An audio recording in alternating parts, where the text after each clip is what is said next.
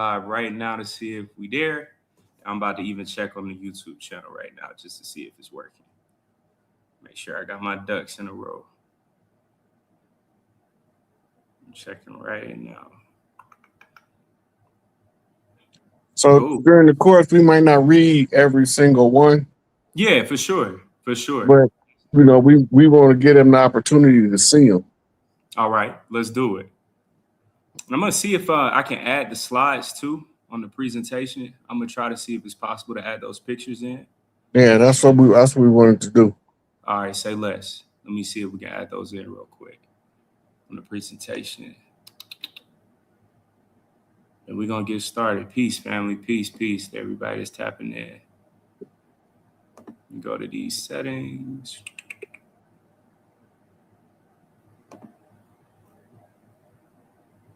I said on the picture layout for the slides, I had the pictures saved. I'm just trying to add them to the presentation. That's for the logo.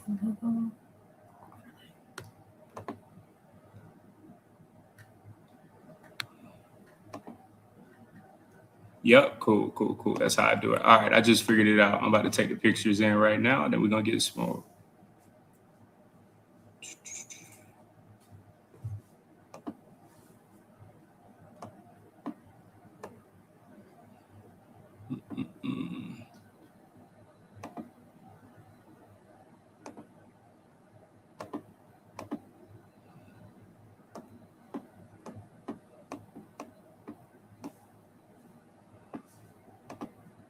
Bet, there it is. All right, right, I'm about to put the pictures up right now. Then we're going to get going. First one. Cool, got the first two.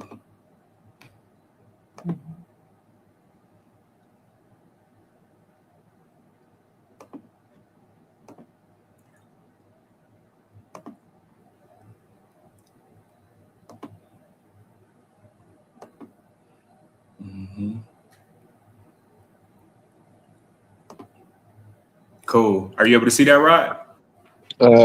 Yeah, I can't read it, but I can see it. Oh, you can't read it? Got you. I'll make it big. Let's see. How about that? That just took me and you off the screen. It didn't make it any larger. Got you. You know what? Try that one. Boom. Are you cool with that one? Yeah, but it didn't expand it. You gotta go to where the picture's at and blow it up.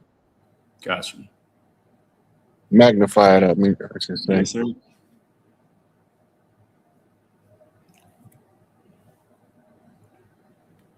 Peace to everybody that's coming in. We getting set up right now, y'all. Then we about to get rolling. Much love to everybody in the chat.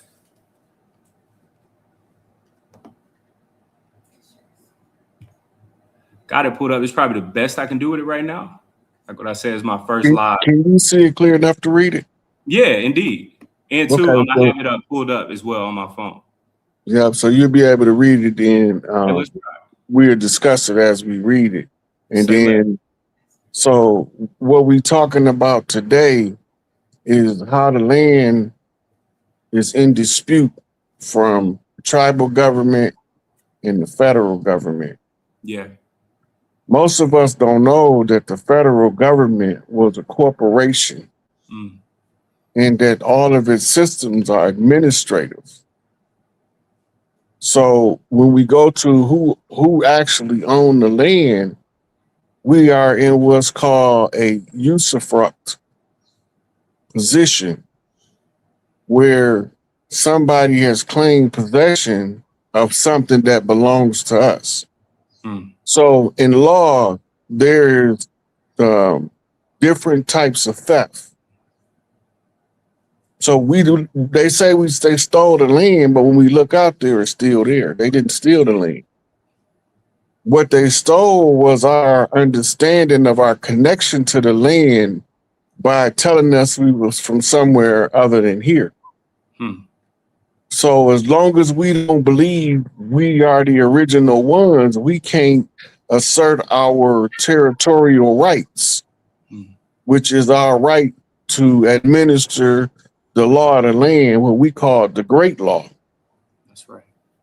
The Great Law is codified in the Hadassah Treaty or Constitution. It's often called the Constitution of the Longhouse. Most of the tribes, the leadership understood those principles from oral education, from being told and reciting certain parts. And as they learn, goes through their development, they get parts of the Constitution to understand what their duties are. Under this system, the government don't allow us to take care of ourselves. So they are usurping our territorial jurisdiction, and it's been covered with Admiralty. Right? So as we go over these receipts, I'll be explaining the relevance it is to the position of the owners of the land versus the squatters on the land. Let's do it. All right, family. Hey, we about to have a deep and beautiful conversation. Rod, in the meantime, I'm gonna try my best to pull up, each receipt. Y'all be patient with us. It's my very first live, but hey, when you're dealing with a legend like Rod Hayes, hey, we had to do something different just for you guys. So Rod, be patient with me, family, as well. But we still are about to have a beautiful conversation. Rod, starting out, one receipt in particular that caught my eye: salvage rights. What exactly are salvage rights, and how does this apply to us as a people in the land, in this corporation that we know as the United States of America? Okay, so that would be the receipt we own now. So if you read that, it's going to break down the parts of salvage rights. And then I'll explain to you how that we get in the condition for them to exercise the salvage. I got you, boss. Salvage rights in maritime law entitle individuals who voluntarily rescue ships, cargo, or property. It's very interesting. From marine peril on navigable waters to a monetary reward or a salvage reward. Based on the no cure, no pay principle, rewards require successful, voluntary, and non-contractual or contract-based recovery of endangered property. Key aspects of salvage rights. There's 3 elements for a claim. A valid salvage. That claim, it requires 1, marine peril, vessel, cargo, and danger. 2, voluntary service, not a duty. And 3, success in saving property. The reward. Rewards are not strictly fixed, but are determined by courts based on the value of the saved property. The high risk involved and the skill/effort applied, often ranging from 5 to 20% of the vessel's value. Types of salvage. A pure salvage, voluntary, often unexpected rescue with no prior engagement, resulting in a court-determined award. Contract salvage, pre-negotiated agreements. For example, Lloyd's open form. That's a big one. For services rendered often based on specific terms of fees. A salvage lien.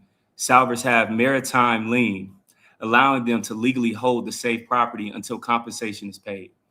Environmental protection. Modern salvage. That's the one that we under, the salvage lien. Salvage lien. So we're gonna come back to that. Just keep going. We're gonna finish the receipt, then we're gonna go back to the salvage lien. Indeed. Environmental protection. Modern salvage laws allow for awards for preventing environmental damage, such as oil spills. Hey, we saw that with Shell a few years ago. Salvage rights are generally handled in federal admiralty courts, like what you said again, with the 2-year statute of limitations for bringing a claim. Now, that 2 years under the Usufruct don't start until the discovery of the fraud. Right? Yeah. But once you discover it, you got 2 years to acknowledge it, but you don't have a time limit to reclaim it. Right? Now, let's go back to the lien. Salvage lien, yes, sir. Okay, read what it say again. Yes, sir. Salvage lien. Salvers have a maritime lien, allowing them to legally hold the safe property until compensation is paid. Okay, now, remember Malcolm said Plymouth, we didn't land on Plymouth Rock Plymouth Rock landed on us, right? Yeah. He was talking about the Mayflower. Mm. Is how the Mayflower was the good ship Plymouth. Mm. Plymouth ran ashore in the bay down there by DC. Yes, sir. The crash site is the advent of Admiralty jurisdiction because they placed a lien on the crash. Mm. The lien on the crash allow Admiralty jurisdiction to assume and board the ship that is our landmass. Right now, go back to the beginning, and I'm gonna stop you when I get to the part I need to talk about. Indeed. Salvage rights in maritime law entitle individuals who voluntarily rescue ships, cargo, or property from maritime. Stop. Mm-hmm. You see where it says ships, right? So, yep. Yep. Okay, now I think I sent you the receipt. I How got a one. ship is called a national. Yes, sir. Okay, now this is where your nationality comes into play under the salvage condition. Mm. The ones who is presumed lost at sea is the ones that don't do business with them. So they classify them as the black, but they using it from the chess game. And the defenders on the chess game is the black pieces. Whew. And they coming in as free white persons in law, as the white pieces. They use the misconception of skin color as the defining factor of the pieces that's on the board. Now, they classify us black until they capture us, tag us, whether it's a toe tag or a number tag through their penal system. Yeah. Right? That's called poaching. So they poaching the people under the false pretense of law. Right? Because we are what they're exercising their salvage rights to reclaim or to use our land as a crime scene. Wow. So every time they tag one of us, it's the equivalent of taking the murder victim down to the morgue and putting the tag on his toe. But they can tag you living. You know how they go in the wild and they catch a bear, tranquilize him, and tag his ears and put a radio remote collar on him? They putting him on tether. The bear's on tether now. He ain't even committed a crime. Most of the criminal behavior is what you call forced compulsion by circumstantial controls. You don't control the individual, you create the conditions for the individual's nature to behave in a certain manner. Sociology, the understanding of the movement of people in groups. So they're using this to net the fish from the crash site. This is where you get your squatter's rights. Your squatter's rights falls under the salvage right. The salvage is to execute the lien. The lien was placed on us by the bankers. The bankers had no intrinsic interest in the people or the land. They was operating under the conquest of the white man's burden, but the white man ain't white. The black nobility is the ones that we call the black hand is the puppet masters. So when we say they stole the land, they didn't steal the land. They did something called larceny by conversion. Let's go to the next slide, see what we got. Got you. I'm pulling up these pictures one by one too, y'all. I got you. Look, this is the first one. And Rod, I got like 100 pictures saved. I don't have all of them queued up, but I do have them saved on my phone as well. So if you need me to read anything, I can. Let's see what you got next. Got you. Let me see to add this. Queuing it up right now. It's loading up right now. Boom. So this is the usufruct right. You want to read that? Indeed. So they can understand what usufruct is? Yes, sir. A usufruct right. What is usufruct? A usufruct, also known as Sahidi keeping in Thai, is a temporary ownership right. It allows the usufructuary to benefit from the property, including the ability to derive profits as long as the property remains undamaged and unaltered. That's very important. The right of the usufruct involves transfer of possession, use, and employment of a movable property from the owner of the usufructuary. This right can only be registered for properly titled immovable property and is established through an agreement with the owner, followed by registration at the local land office. See also usufruct right for foreigners and transferring to Thai children. Okay, now, so they use, this is the occupation. The occupation is the usufruct, right? Now, under the usufruct laws, you have what's called a redemption right, a usufruct redemption right. The redemption right is predicated upon you knowing your rights. That's where we get the Indigenous Rights Act as the understanding of how to exercise, what rights are we exercising, right? One of the things it said is that the tribes have the right to all tribal land. It's all tribal land. Wow. The Supreme Court already ruled that the United States does not own the land. So through the usufruct agreement of the occupation, do you remember when they had the 400 years slave thing at the Senate floor in Congress? 1619, yeah. 1619 to 2019, HR 40, all of that, yep. And so that was the conclusion of a contract. That's why they acknowledged it publicly in front of everybody. The contract is the Bible contract, but somebody have to claim what's called the keys to the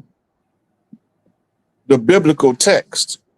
The keys to the biblical text is to tell you how to undo the biblical contract by understanding what the Bible really said versus what people told us it say. Yeah. Right? So nobody don't want to do forensic profiling of the nature and psychology of this God that they call God in the Bible. Right? But these occupiers that's over here are the cause of the usufruct. They over here as they call them privateers. Right? The privateers are the ones that sent to claim certain territorial rights by squatting and staking a claim under a flag to represent a nation. The reason they use flags is because that's the jurisdiction of the Admiralty. The law of the flag is the law of the high seas, which we call Uniform Commercial Code, which is the rules by which nations do business. Right? So we come in remembering who we are and what's ours, exercising our tribal right, following the oral tradition to unusufruct us. Wow. We'll go to the next receipt, see what we got. Pull that up. And Rod, too, man, quick question, brother. You know, hearing about Admiralty laws, Brother Malcolm, you know, as you know, he talked about human rights, all of these things. How does us being considered as cargo apply to all of this that's going on right now during these times today? If you cargo, then your rights have to go through a congressional lobby in order for them to determine what your rights are, because they have to control your activities on the ship to maintain order on the ship. Wow. Right? So wherever you see a courthouse, that's called a dock bay. Multiple ships is docked there. That's why you got more than one courthouse. Sheesh. Now this is going back to why in 2019 I said we cancel all of the treaties for fraud and non-performance. Because this is how we know that the larceny that we about to read about was committed, because they use false pretenses to compel people into signing treaties that they never honored. Wow. Right? So that in and of itself, by the overt act of failing to operate in good faith to execute the treaty agreements, that showed that you had an ill intent out the beginning. Yep. So you use false pretense. This is called larceny by trick or larceny by conversion. You can read that so they understand a little bit more about it. Yes, sir. Let's rock. Larceny by trick versus false pretenses. Larceny by trick is often confused with false pretenses, but the crucial distinction lies in what the victim intends to transfer. Larceny by trick. The victim intends to part with possession only. For example, lending a car, a camera, or equipment. False pretenses, rather, the victim intends to transfer title, such as ownership, to the offender, included or induced by the deception. For example, being tricked into signing over a car title or giving cash in a fraudulent investment scheme. Legal context. Larceny by trick can be classified as either a misdemeanor or a felony, depending on the value of the property stolen, which varies by state. In many modern jurisdictions, these common law distinctions have been consolidated under unified theft statutes, but the underlying legal principles remain important for understanding specific charges and defenses. If you find yourself in a situation involving larceny by trick, it is advisable to consult with the legal professional to understand your rights and options. Okay, now the one that says the transfer of titles is called false pretenses. It's larceny by false pretenses. That's misrepresenting the contract. Yes, sir. To give a benefit that the one that's offering the contract never intends to meet his part of the deal. Right? The only way that you can prove it is to give him the opportunity to uphold his part of the deal. Wow. And because they never honored any other treaties, right, then we can cancel all of the treaties made with all of them for the fraud that's based on the false pretense and the conversion of title. Now, the title becomes important because we didn't use titles of land. We use allotments based on birthrights, and we use natural landmarks to mark out the territory. They came in with land patents, paperwork. The land patent's purpose is to catalog the capture of the section of land that's under the patent. A patent is a royal decree of the king. You got to remember that. The whole term is letters patent. That means the king has given an order. So if the king is sanctioning the patent out of the land, that's not our tradition. The women allocated the land according to the capability of the local chief.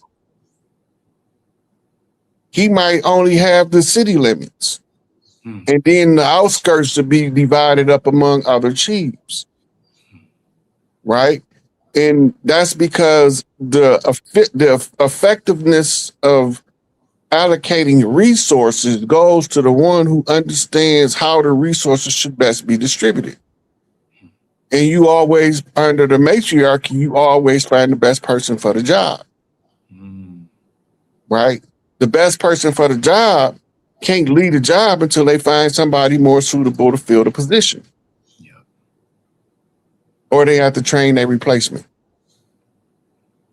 Right? That's where you get your apprenticeship programs. Mm. So they use the trickery in the titles. The titles is the toe tag on the land. Mm. They classify in each state. State means condition of something. Yeah. Right? And they got it in a certain area mapped out by what's called lines of demarcation. Right? Those are militarized zones. Each state is a militarized zone. That means that the governor of the state is the general of that state's militia. That's the way it was supposed to be. Now, they don't have militias. They won't allow militias because the government can't run amok if the people have well-armed militias, as is stated in your constitutional documents. It's not a privilege, it's a right to have a well-armed militia. But here's the problem. If we think we're gonna fight the government that we have now with direct conflict, we run to our destruction. It gotta be another way. Right? So Sun Tzu said that strategy, victory by strategy, one victory by strategy is equivalent to 1,000 victories by combat. That's right. Right? So the strategic way is to use a tribal tradition to override a colonizer's condition. Right? So you go back to your oral tribal tradition and you allow all of the tribe members to make their own mind up by presenting the receipt so they can understand what you are explaining. Wow. Just what we do. So I tell you that they didn't literally steal the land, they figuratively stole the land. But the biggest thing they stole was our mental connection to the land. Yeah. By denying us the knowledge of who we were. What's the next receipt? Let's ride. Right here. Adverse possession, back to squatters' rights. Okay, now, when they say adverse possession, that means somebody took something from somebody. Adversity means against something. Yes, sir. That's a contract. Con means lean or against. Attract. Attract is normally in reference to a plot of land. But we just didn't know we was the plot of land they was tracting. So they use adverse possession to seize the people as lost vessels at sea and label them civilly mortis. And now, in order for you to show signs of life, you got to fight for civil rights. Wow. Because they got to know you civilized before they can know you alive. Hey, Rod, real quick, to your point, right? Martin Luther King, his main component was showing them if we dress nice, if we come in looking a certain type of way, we will be respected, our civility. So, yeah, if you can, brother, break that down of what that means. They didn't want us in tribal guard. To take us out of tribal guard was a critical key to assimilation. That's right. This is why they like Happy Tuesday, Mardi Gras. And some of the tribes don't like the Mardi Gras Indians. But I don't mind the Mardi Gras Indians. In fact, I kind of admire them because they still performing some ancient rituals every Happy Tuesday. That's right. This is not Christian tradition. And that's why a lot of the ones who's Christianized look down on them. So, Rod, speaking on that, when it comes to our faith, spiritual systems, right? You always talk about Big Mama, right? Big Mama energy. I'm from the South. I actually grew up with my Big Mama, right? Who was my great grandma on her farm, right? And man, bro, like she was country. So, she always had a shotgun. We had hogs, all of that. How can we get back reconnected to our Big Mamas again on this beautiful land? Once we get back in control and we start rebuilding the family, it'll be organic. It'll just continuously happen. But the thing is, when the internal operations is interrupted by external forces, right? You have to recalibrate the machine. The part of the recalibrating is getting the youth to understand the structure of the old ways and the importance of understanding who we are by using the old ways for redemption purposes. Yeah. Right. So like this adverse possession and squatters' rights is telling you how they was giving out allotments of land. That's what Martin was talking about when he said and they gave the Europeans farms undergirding with a financial floor, then turn around and mechanize their farms. Right. And then they turn around and pay 90% of them, not the farm, in order to be able to control the rate of inflation on food. Yeah.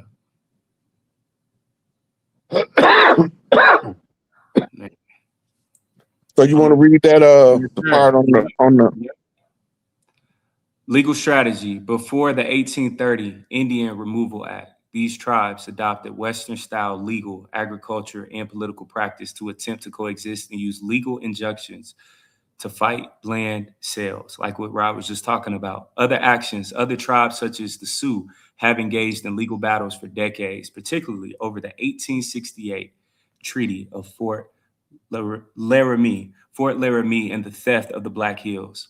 While the 5 civilized tribes are most famous for their legal challenges to early 19th century expansion, legal resistance to U.S. land and resource acquisition has been an ongoing effort by many tribes across the country. So this shows that even though they was coming in under adverse possession, using eminent domain to spread across the land and annexing territory, because you got to remember, to annex something is to add it on to what you already have. That's right. Right? This is more of what the emancipation was. Anything else, it was annexing the people.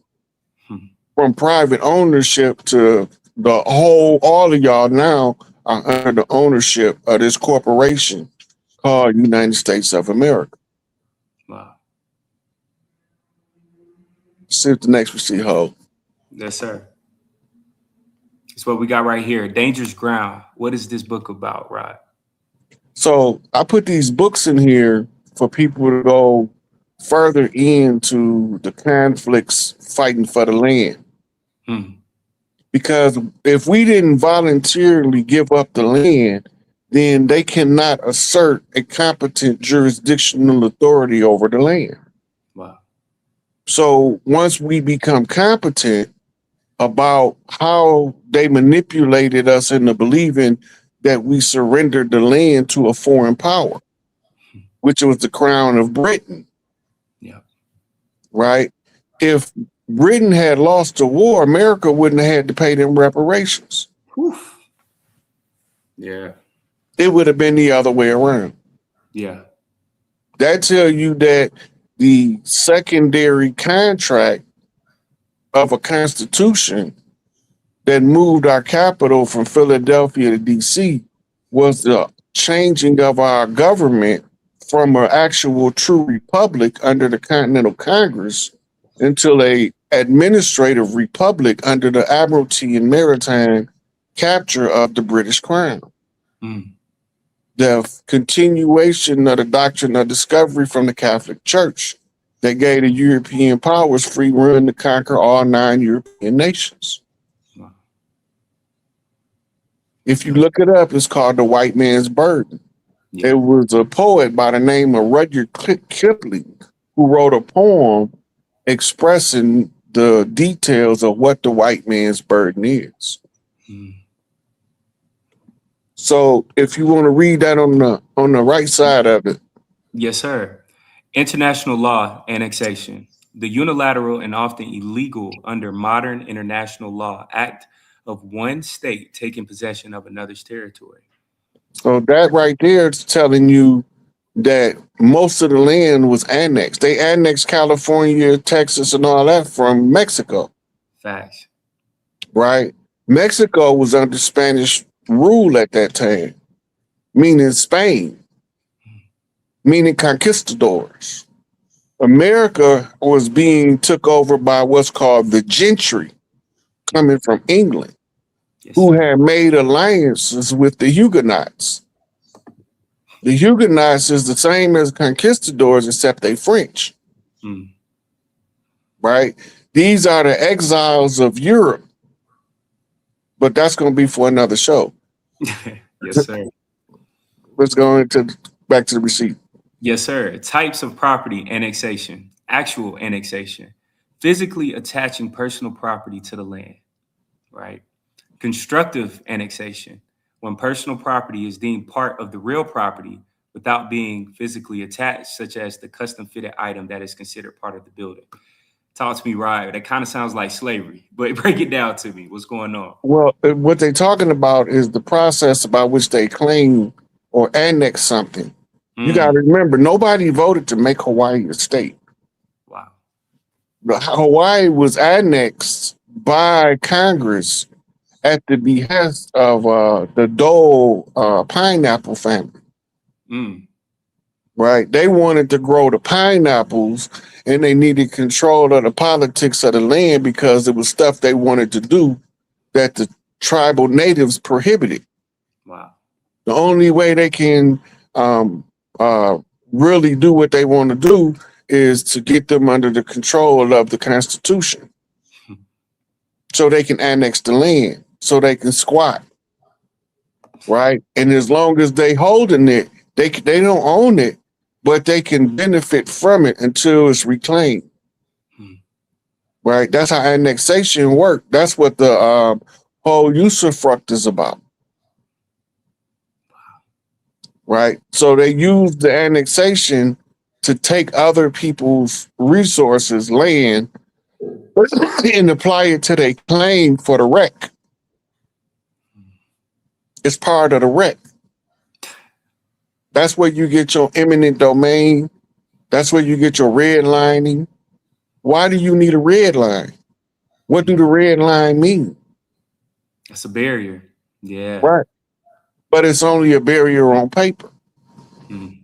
The first red line was the limits that the Catholic Church gave the Spanish for their conquest of the Americas after Columbus's arrival.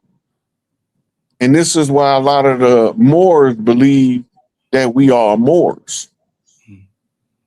Because then the Spanish territory was the Moors that was in exile from Europe and operating under the Vatican's control coming out of North Africa.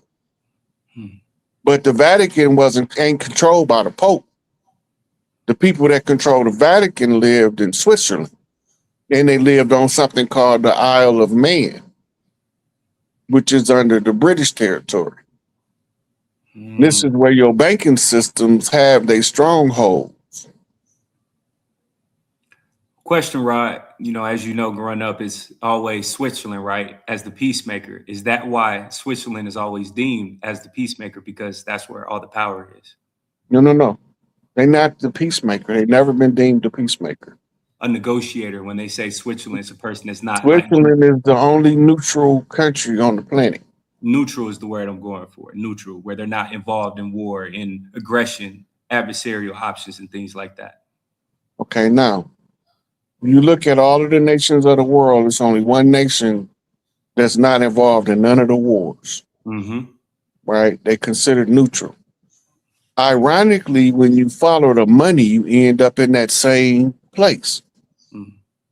That means all of the wars is being funded from Switzerland on both sides. Right. Right? They was funding the German government before the Third Reich took place. And they funded the Third Reich to take power. You got to look at the story of Hitler. He was trained public speaking by a Jew. And that person that they keep showing us, telling us is Hitler, is not Hitler. That was a vaudeville actor for the silent newsreels. Those were like movie productions. All of those scenes we see. Only thing that was Hitler was the voice. Right. But if we don't know about newsreels and we don't know about vaudeville, that's why he looked like Charlie Chaplin. Hmm. The real Hitler didn't look like that. And it's attested to in the congressional record with a physical description of Hitler. But if you wanted to whitewash the world, you can't show the world that Hitler not white. Come on, man. I'm gonna pull up the next receipt, right? Hey, we cooking. I got you. Mhm. See what we got here. Types of early indigenous voices in writing, right? You just talk about oral traditions now in writing. So now this is why that's important, because this is showing us that we never stop resisting the incursion of the United States across the land. That's why this is important. So I'm just going to let you read on and they can judge for themselves what they hear. Yes, sir. Got you. Types of early indigenous voices in writing.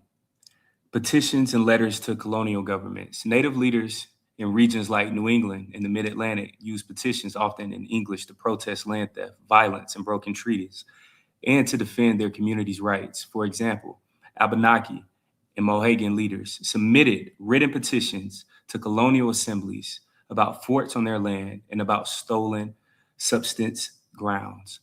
Mission and school-educated Native authors. Some indigenous people who learned to read and write in mission schools for colonial colleges produce sermons, letters, and narratives that explicitly criticize colonialization and its divisions within Native communities.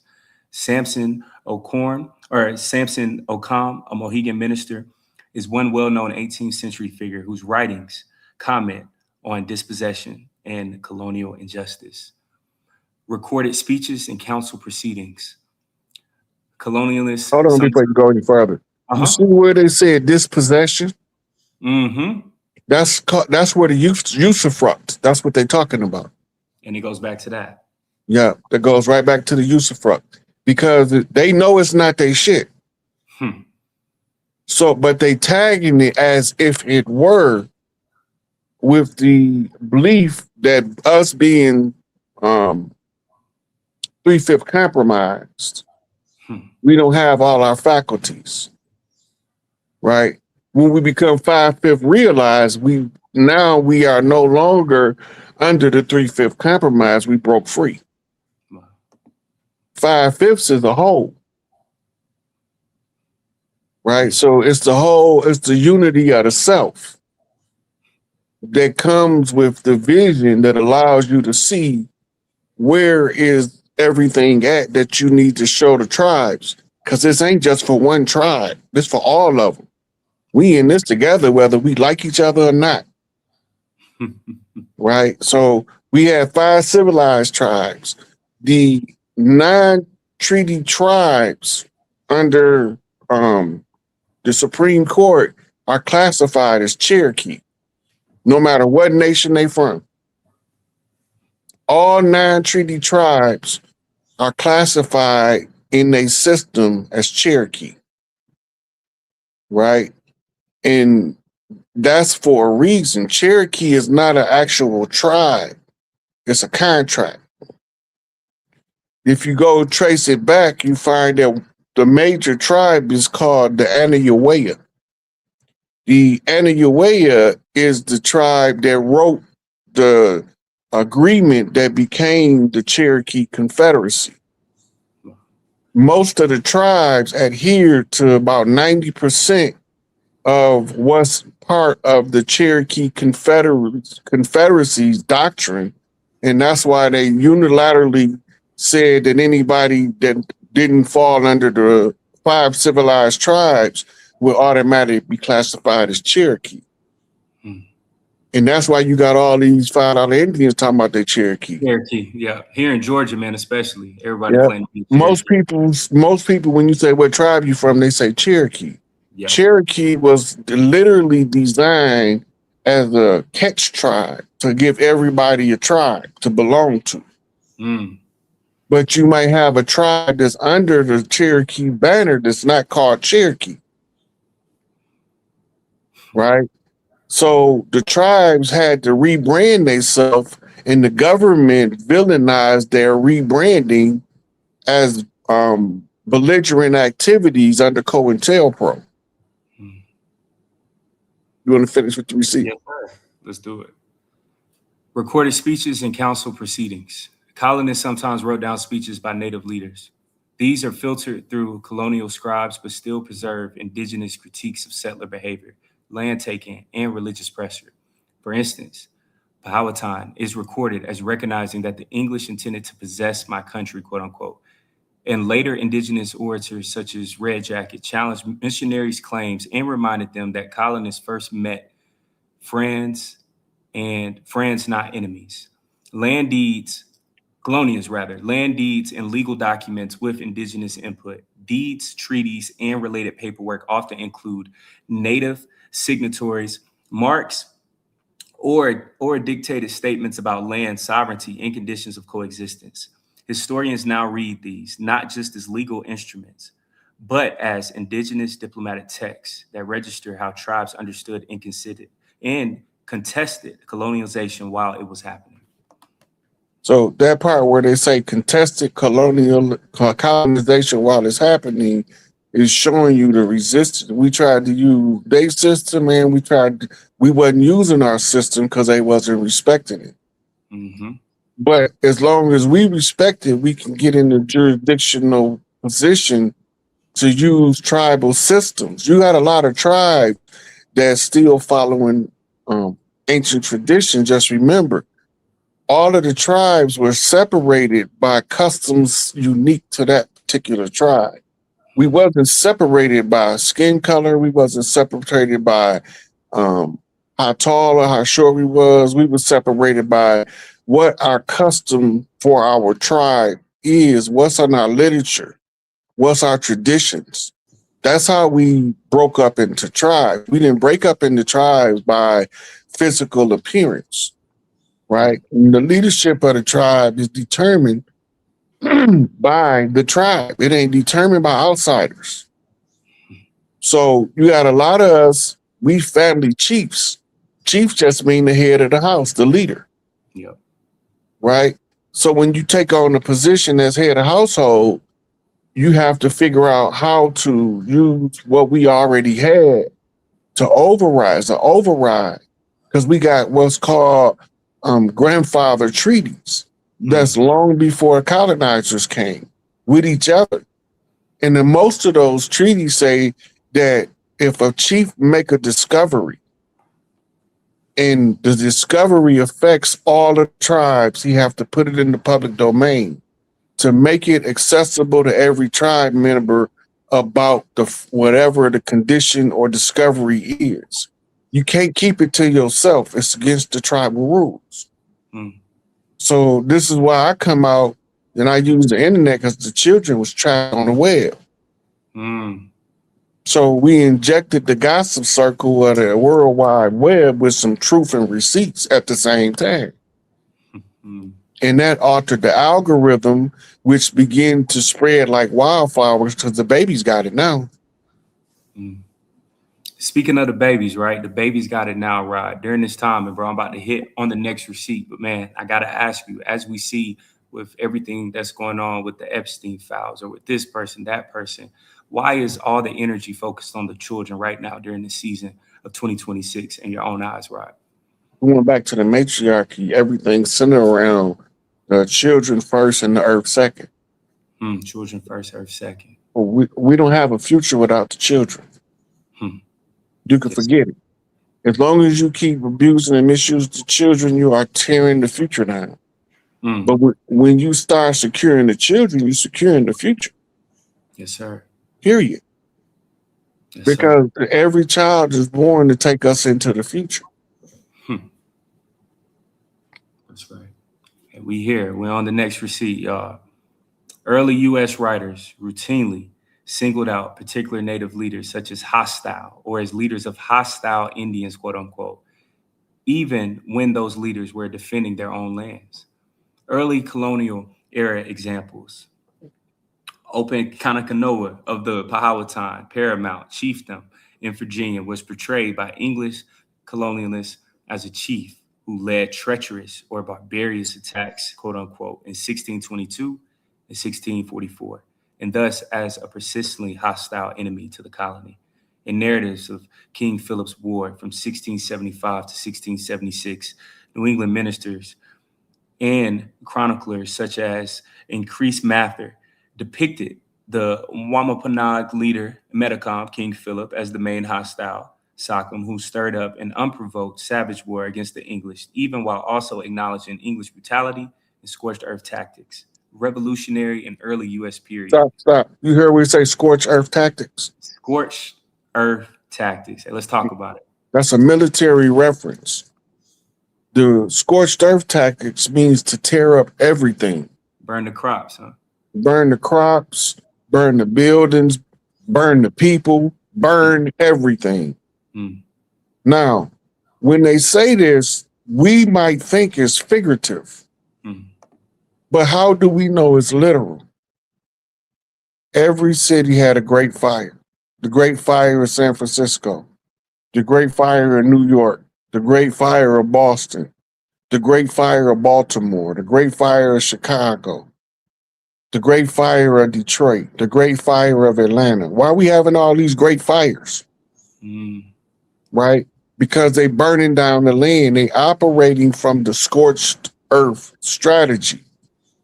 The whole goal is to keep us in a continuous, perpetual state of confusion by forcing us to relocate from different parts of the land so we can never remember what part of the land we originate from. But I know I'm Mississippi Clay Dirt Walking, so I got the right to say something as one of the Mississippi Clay Dirt Walkings that remember coming from the dirt. Man. So when we come out and we show you this stuff, this is showing you that nobody wanted these people here. And they are a hostile, belligerent force occupying tribal lands across the country.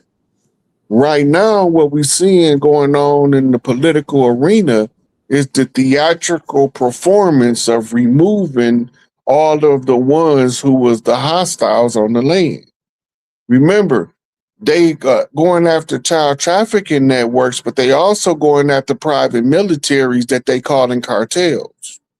A lot of them are not drug cartels. A lot of them are private militaries.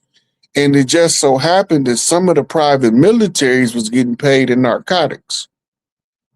Right? So they getting large sums of cash while you getting so many millions of dollars with so many pounds of drugs is because they getting paid for their services in different denominations. A real drug dealer don't keep large sums of cash with large quantities of drugs. That's one of the first rules you learn as a drug dealer. Yeah. The second thing is you don't keep large numbers of guns, firearms, where you keep large sums of money or drugs. That's just part of the same first rule of drug dealing that you learn. Because it changes the value of the prosecutor's power when those things are found together versus when they found separate. By finding them together, they maximize their punishment potential. But all of them not cartels. A lot of them is just private militaries that was paid in guns and drugs and money. Here we go. And we seeing it now. And man, Rod, to your point, brother, about knowing where you're from, right? Mississippi Clay Dirt, LA, we got so many brothers and sisters from Arkansas, Louisiana, Mississippi who moved out there. In Chicago, same exact things. Talk about too, brother, the Great Migration, how our people lost all their farmland or it was stolen from them during lynches, during theft and things like that. Most of them lost it through marriage and through sharecropping agreements is the second number one way they lost it. They sometimes was together because we didn't sell land. Wow. So people telling you see that the chiefs is protesting. Yeah. Land acquisition, right? not only are they protesting, they actually literally going to war. Mm. The colonizers calling them hostile. Yeah. Right?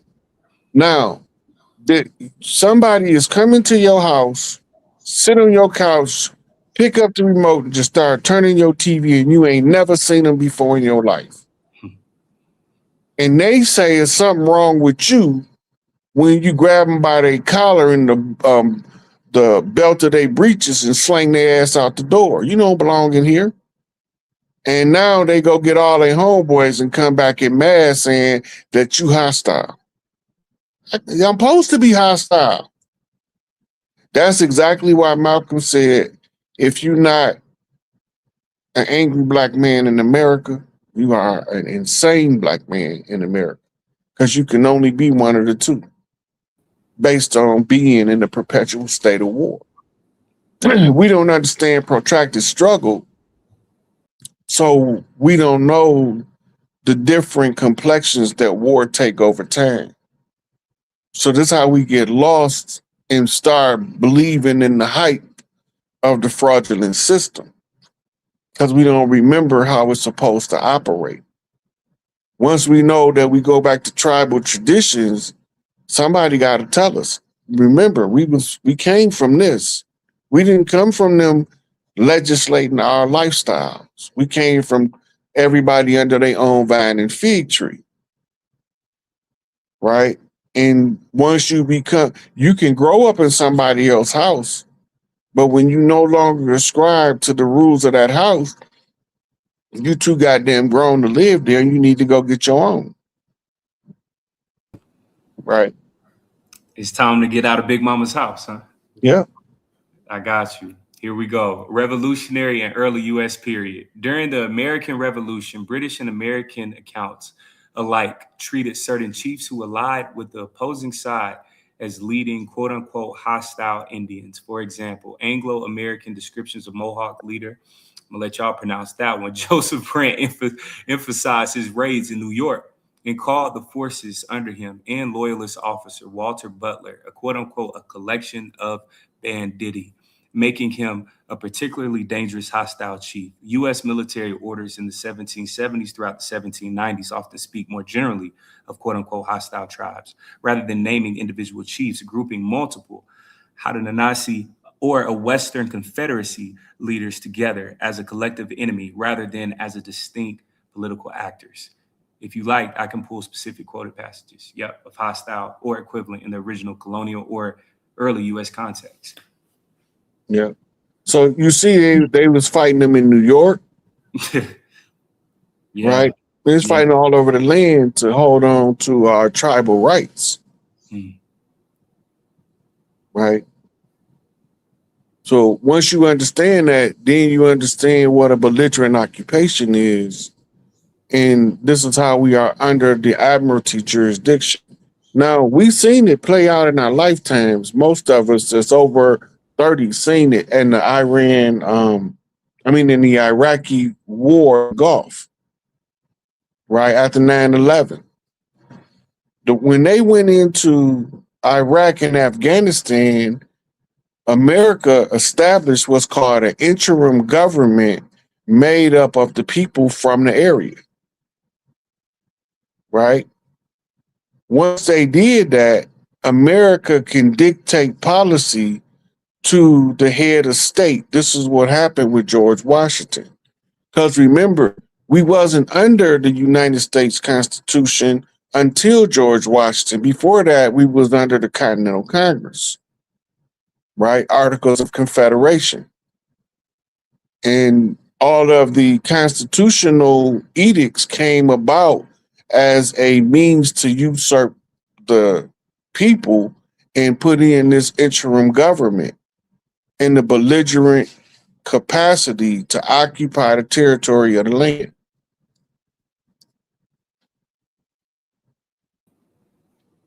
Got the next one right here. Here we go. Waiting for clear up. There we go. A person is generally considered, quote unquote, presumed dead, or back to your original point right at the very beginning, or lost at sea when they disappear during a maritime disaster, such as a sinking or when a vessel is lost, making survival highly improbable due to exposure, dehydration, or starvation, which sounds like what they say went through on the slave ship, right? That's the blind, deaf, and dumbs. But this right here is explaining to you how you become civilly mortis, presumed dead at sea. Right. Right? When they go back over there, telling you key points of understanding. Read the blue part again. Yes, sir. When they disappear during a maritime disaster, That's such the as crash. That's the crash of the Plymouth. That's the wow, disaster. such as Right? a sinking or when a vessel is lost. Right. Now, they say that we crashed our landmass into their ship. So now they need to survey the land. And this is what they call the Lewis and Clark expedition. Hmm. What's the rest of it? Yes, sir. Making survival highly improbable due to exposure, dehydration, or starvation. Right. So the exposure is exposure to the element of the waters, Hmm. right? Because they're saying that you lost at sea. The deprivation mean all of your things that they stole from you, you shouldn't be able to survive off bare minimum of nothing. Wow. So that's where you get the starvation from. Hmm. If they cut you off from your resources, they starving you out. They do this by creating what's called food deserts. That's a whole nother class in and of itself, food deserts. That's But heavy. anybody look up food deserts and it'll help you understand how they keep us at their mercy, Hmm. keeping up float of the system that's not serving us. Wow. Roll the coin. Go ahead with the reading. That's right. I got you. Legal declaration of death often requires a waiting period, often 5 years. But in cases of imminent peril or evidence of a shipwreck, courts or authorities can issue a report of presumptive death much sooner, sometimes within months. Okay, and that right there is called a birth certificate. Hmm.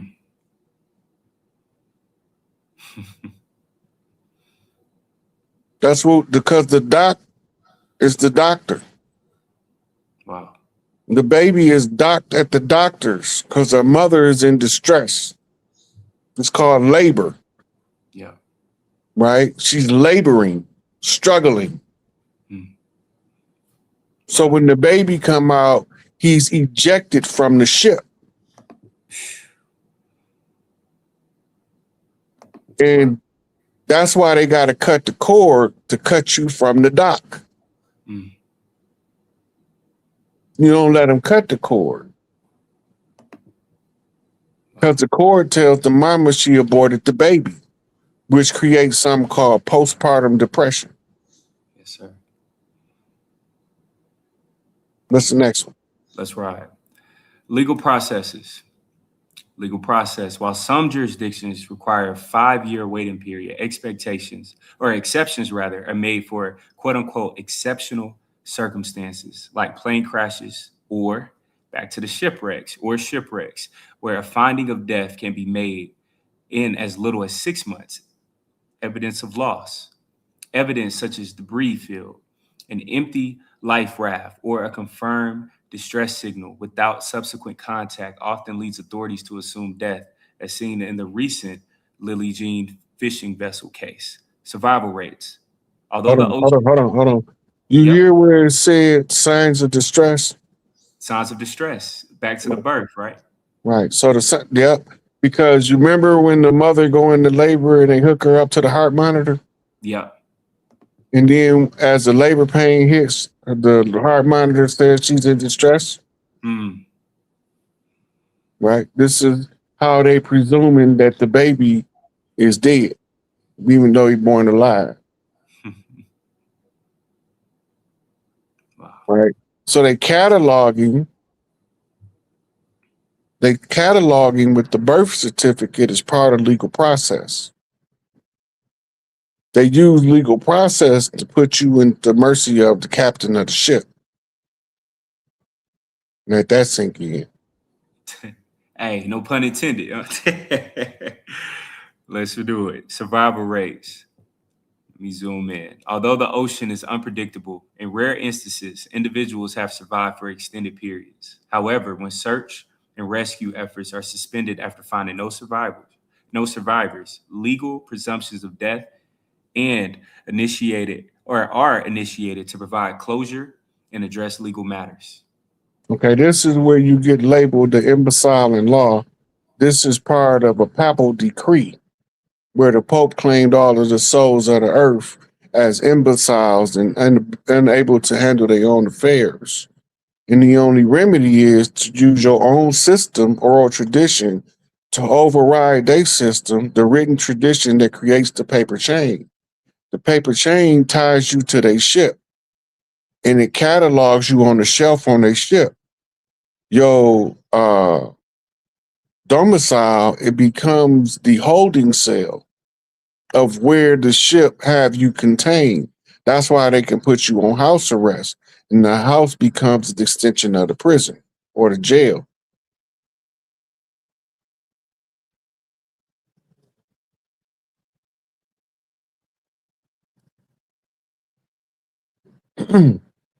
This is when they classify you as black in law, as civilly mortis, Hmm. right? You want to read that? Yes, sir, I got you. Civiliter mortis, civilly dead, dead in the view of the law, the condition of one who has lost his civil rights and capacities and is accounted dead in law. As you well know, grammatically, quote unquote, black is an adjective and is not a proper noun. Socially and politically, black implies civiliter mortis, which means dead in the eyes of the law. And this is why you need a nationality, because you're a ship, Hmm. right? During the time of the contract, the best and the wisest thing to do was to claim your nationality. Hmm. Now that the contract is up, you don't claim nationality, you assert sovereignty. Hmm. I mean, you go back to your system, disregard his system, but you can use his system to show you what they did Wow. in order to expose the fraud to as many members of the collective tribes as you can reach. That's right. Right? That's Can you right. see the part with the ship on it? Yeah, and worst case, I got the same slide on my phone, so I'll be able to. Based on the facts that a court is a ship operating in commerce and maritime law of currency in the commercial code, does black mean civiliter mortis? As you well know, grammatically, black as an adjective is not a proper noun. Civilly dead, dead in the view of the law. The condition of one who has lost the civil rights and capacities and accounted as dead in the law. Socially and politically, black implies civiliter mortis, dead in the eyes of the law. Colored. By common usage in America, the term in such phrases as colored persons or colored men, and the like are used to designate Negroes or persons of the African race, including all persons of mixed blood descended from Negro ancestry. Collins versus Oklahoma State Hospital as a reference point with that court case. But where a state constitution provided for separate schools for the white and colored races, the term white race was held to be limited to the Caucasian race, and the term quote unquote colored races to embrace all other races. Court case Rice versus Ganglum, 139, Mississippi. It has also been held that there is no legal technical signification to the phrase colored person, which the courts are bound judiciously to know. Puska versus Das in Texas. So that's telling you that the courts don't have to acknowledge you. Wow. You three-fifths compromised. This is again, that's the Dred Scott ruling, Hmm. because of telling you that you have no rights as the civilly dead that they bound to respect. That means until you come on board they ship and become part of they clique and become one of they pirates and go out and recruit more nationals, then you they don't have no respect for you. But if you become a slave catcher and sell this paperwork, we're gonna tie you to this ship with rank. And that's why it only worked for some, it don't work for all. Mm. Hey, you can't have too many passengers on the ship. It's a good ship, lollipop. All right, this one, man, right here last night, I told you, I like this receipt a lot.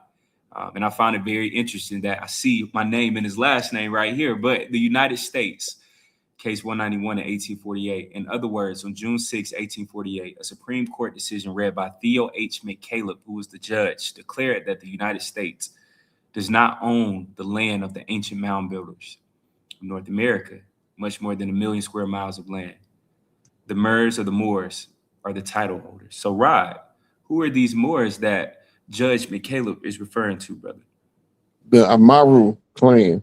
The Amaru clan is the specific clan of the Mers. Mers short for Amaru. Hmm. It's like a pluralization of the Amarus. Hmm. The Moors, M-O-R-S, comes from the Spanish word or the French word more, which was a term that was referred to the exiles from Europe in the Spanish Inquisition and the French Revolution. Right? And when they kicked them out, they was using the orders of the Catholic Church. Now remember, these people are not Christians. These people was classified as Black Jews, Zionists. Yeah. We call them dirty Moors. This is why they made the water so murky. And this is where you get the title holders, because they wrote the paperwork. We didn't use paperwork. We used the instructions from the chiefs. Right? The chief go talk to the big mamas to come up with solutions to settle conflicts. Yeah. Right? We don't remember our traditions, but we moving back to it now, and more people starting to remember, and more of the youth are starting to research their ancestry. These people know this is telling you that they're aware of the position of the usufruct. Just telling you they are aware. So that means that when we do something about it, by putting it in the public domain and exposing it, this was originally a secret because most of us didn't know how to read law. So we had to learn all of their system in order to bring these things out for y'all to see. Rod, man, before I might hit us on this next slide about, jurisdiction. Why is it, man, that they always try to hide everything in the books, in the law? As you know, our brothers who are incarcerated, anytime they get inside of that library and start reading, some of these brothers actually start freeing themselves from their cases simply off of having more knowledge. So, Rod, why do they always have this high proclivity to hide the keys to the game in the books within law? Because the law was normally exclusive for the barristers. The law library was litigated a court case to be instituted and put law libraries in all of the prisons. Because we didn't know what they was doing. We didn't know what was in their law books. We didn't know how to free ourselves. So some guys hired lawyers to go take them to court and say they had a civil right, a right under the Fifth Amendment to participate in a appeals defense, but they had no access to the libraries, to the law libraries. And then they said that the remedy that the court gave was to institute law libraries. The law libraries didn't come into state prisons until like 71. Before that, you had no way of researching your case and helping and participating in your own defense. So this is why a lot of the guys go in there and learn something, because don't nobody want to sit in prison and rot. If you can find a way out, find a way out. And a lot of them realize that they use the judicial system to put them in there, and they try to use the judicial system to get out. But when you read appeal cases, you see cases where the judges acknowledge that the person might be innocent and that the evidence that they presented was valid, but they refuse to hear the case. How you gonna refuse to hear the case if you know it's a possibility of innocence, which changed the maximum law? It used to be innocent until found guilty. Now it's guilty, presumed guilty until proven innocent. And that's what made the OJ case such a big deal. Come on, man. This the next one. We moving. The system can't touch you without jurisdiction. Jurisdiction is everything. The state, the courts, the IRS. None of them can act against you lawfully without first securing jurisdiction. How they get, yeah. I'm gonna let you cook, right? So the reason when we discuss jurisdiction, all of their court systems is operated by foreign agents under the Admiralty jurisdiction. The tribal jurisdiction is called the territorial rights of land right jurisdiction, which is attested to in the American Declaration of Rights of Indigenous People and in the United Nations Declaration of Rights. So if we have a right to assert our territorial jurisdiction, we can override the Admiralty. When we override the Admiralty, we go back to the tribal law. We grandfather in the original law of the land, the great law of peace. So they use strategic methods to secure assumed jurisdiction from a de facto corporation to catalog you as civilly mortis. Because once you're convicted of a felony, you have no civil rights. To your point, hey, you can't vote as a felon, as people know. So yeah, they take away your rights. How they get jurisdiction. You answer to the name on the paperwork. You just accepted the role of the corporate debtor. You show up in court without rebuttal. Silence is agreement. You gave them authority. You sign without title or reservation. They treat you as the surety, not the executor. Go back to the first one. Yes, sir. Number one, you answer to the name on the paperwork. You just accepted the role as the corporate debtor. Okay, now in court, the first thing they do when they take you to court and they charge you with a crime is called an arraignment, right? Mm-hmm. They don't tell you that the arraignment is where jurisdiction is first supposed to be contested, right? So the judge asks you, how do you plead? So now it's a foregone conclusion that you are the person that they say is guilty already. That's a foregone conclusion because they didn't tie your name to the event. Subject matter. But now they have to get you to agree to be prosecuted and surrender your sovereignty in the arraignment, right? By entering a plea agreement. That's called tacit consent, silent consent. So this is called joinder of the parties in civil litigation.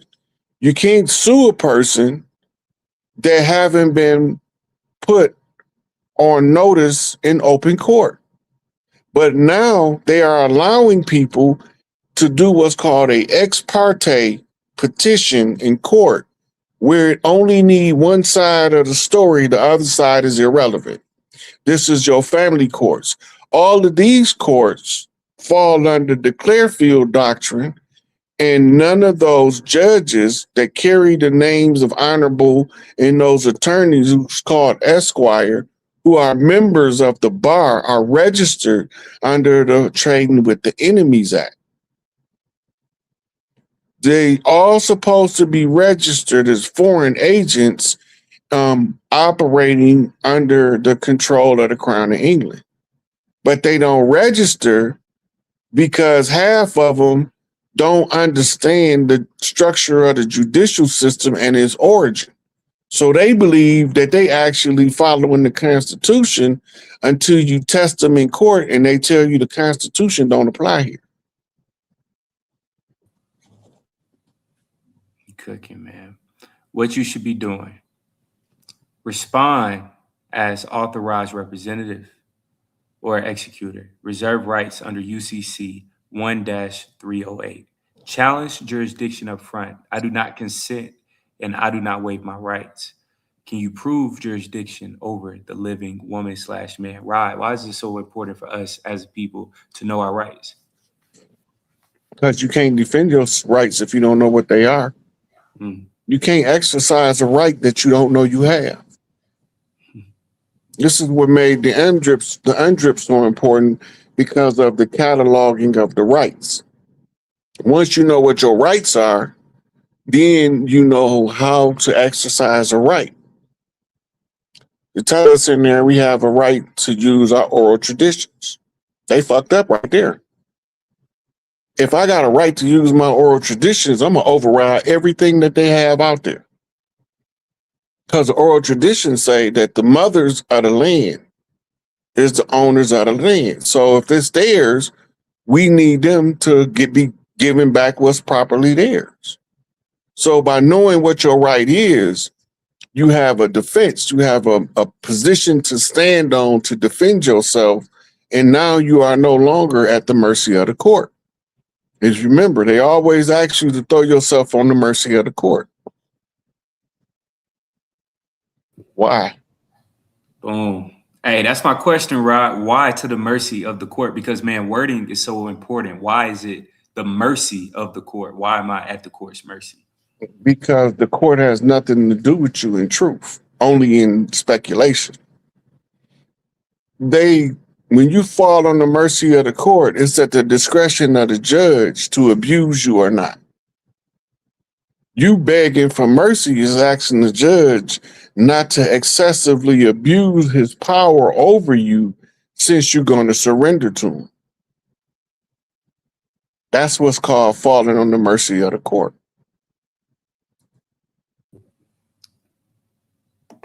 We go to the next receipt.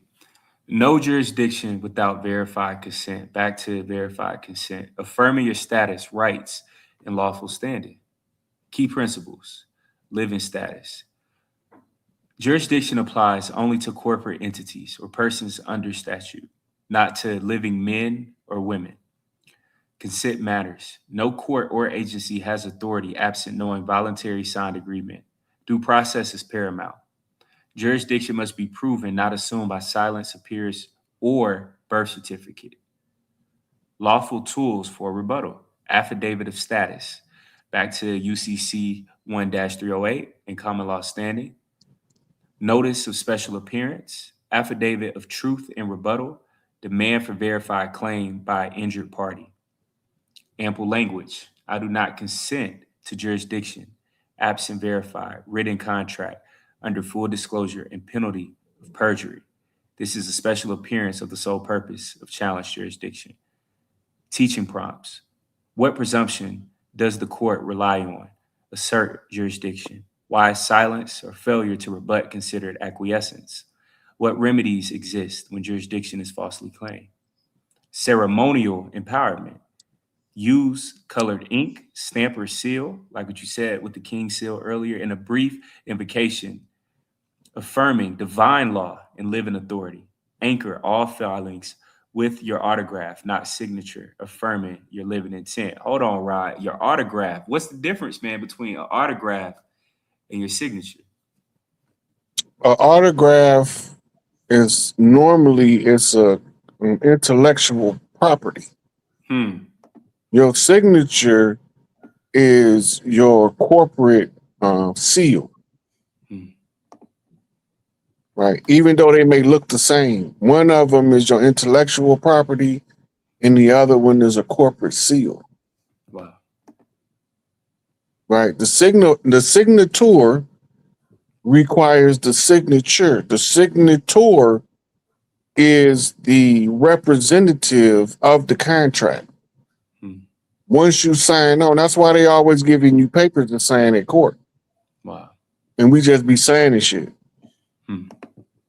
And our lawyer be like, just sign it, just sign it, just sign it, just sign it. He in on it too. Hmm. Look, when you go into the courtroom, there is an immediate, irrevocable conflict of interest in the courtroom. The judge is the bar member, the prosecutor a bar member, and the attorney is a bar member, the defense attorney. You have a matter that's being handled between barristers. You are no more than a file on the desk. Subject matter. That's all you are. The subject matter is being negotiated between barristers, which first allegiance is to the bar, not the Constitution. And when the barristers is doing barrister business and you not a barrister, you're not supposed to be in their negotiations. You're not a barrister. Therefore, you have no dog in the fight. You have no way you can possibly win. Right? The only ones that win is the ones they want to win. No matter how innocent you are, they will convict your ass of a crime if they charge you with it. A deal has to be made, huh? Yep. Here we go. And we moving along. Jurisdiction, stand in equity. Challenge the assumed jurisdiction. Notice it said assumed Assumed. jurisdiction. Why is that word so important, brother? Assumed. Because that means they came about it on their own initiative without you having any part in it. Hmm. They just took it up on themselves to assume their position without asking your permission for them to be on your territory in their position. So they assume the jurisdiction. They stand in the position of authority, even though they're not the rightful authority. And the only reason why they there is because they homeboys agree with them. It's a big cartel. Yes, indeed. Withhold your consent. The court only has power if you consent. Stand as executor, not debtor. The court addresses the legal name, not you. Assert equity jurisdiction. Equity law is superior to statutory law. Provide affidavit and notice of status, status affidavit, declaration of trust, Form 56, certificate of trust. Freedom by private trust, free paperwork, documents, templates, education, books, processes, and group forms for all Truth Imperium members. Now, on this paper, it's telling you potential remedies for them telling you they have jurisdiction over you.